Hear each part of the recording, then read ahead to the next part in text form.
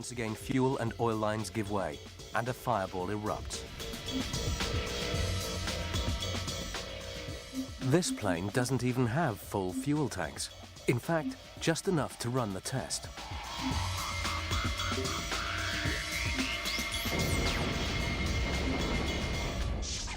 The experiment highlights the severity and complexity of the problem. How do you prevent the wing fuel tanks in a large airliner from rupturing? And how do you contain the spillage in the event of a crash? In large airliners, the most efficient place to carry fuel is in the wings. But a large wing requires a thick metal skin, and when this breaks, even the toughest bladder tanks would be torn open. Harry and his team went on to solve the fuel spillage problem in smaller military aircraft. But the problem of fire persisted on larger commercial airliners. In 1985, one particular disaster highlighted the urgent need for a new approach.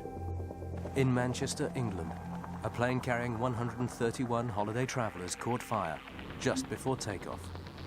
Firefighters were on the scene within minutes, but still 55 passengers died. Helen Muir, director of the Cranfield Institute for Safety in England, was determined to find out why so many people died. An aircraft was taxiing down the runway and a fire occurred in one of the engines which caused the kerosene to catch fire. Within 2 minutes, the smoke was in the cabin and the conditions within the cabin were non-survivable. Tests following the Manchester disaster showed the full horror of what passengers faced. Some of the materials inside the plane would have started to give off toxic fumes, turning the fuselage into a deadly gas chamber inside 2 minutes. These toxic gases can also explode in what's called a flashover, resulting in deadly temperatures. Helen focused on what happened in the crucial minutes when there was still a chance of survival.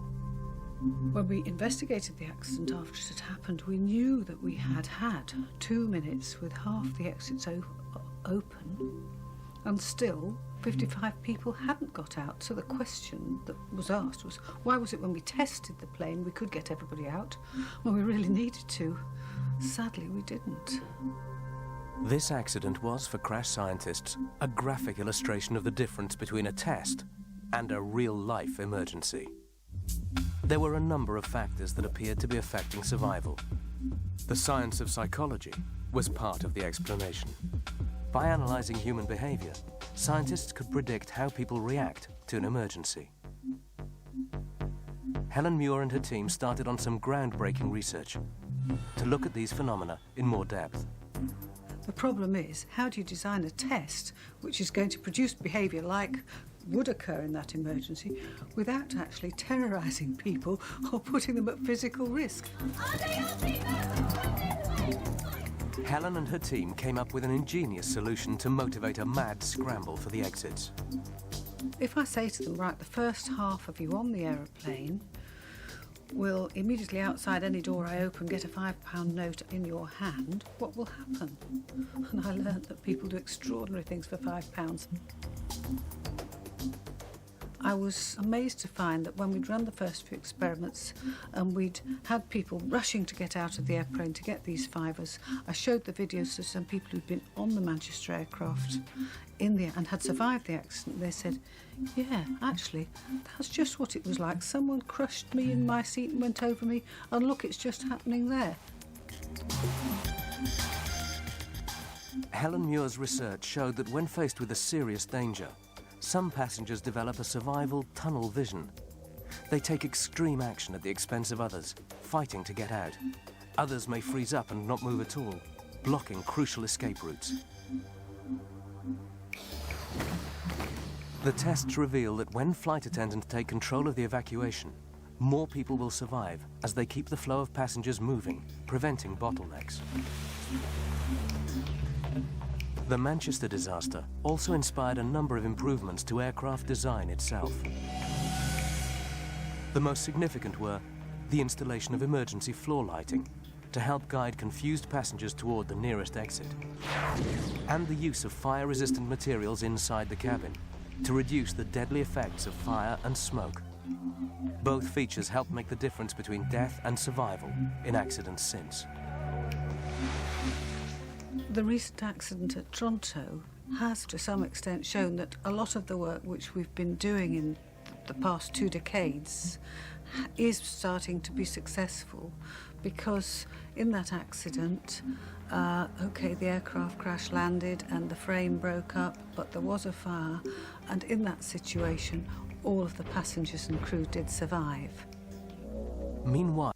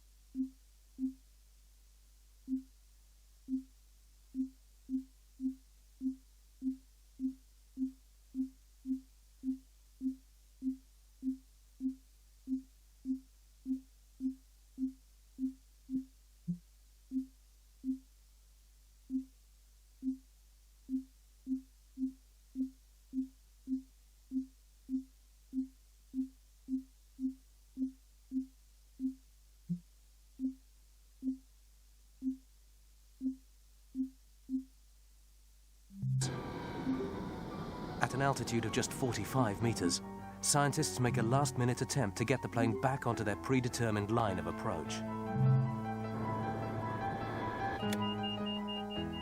But it's too late.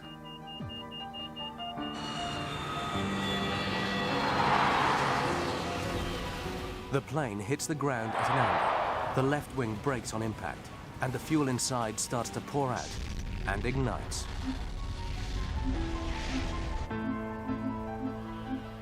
The anti-misting fuel fails to perform as expected, turning the plane into a fireball and engulfing the fuselage. Though unplanned, the crash itself was far more realistic than intended. Few, if any, planes actually crash with their wings level. The real tragedy of this crash impact demonstration was the shattered hope of finding a crash-resistant fuel for the commercial airline industry.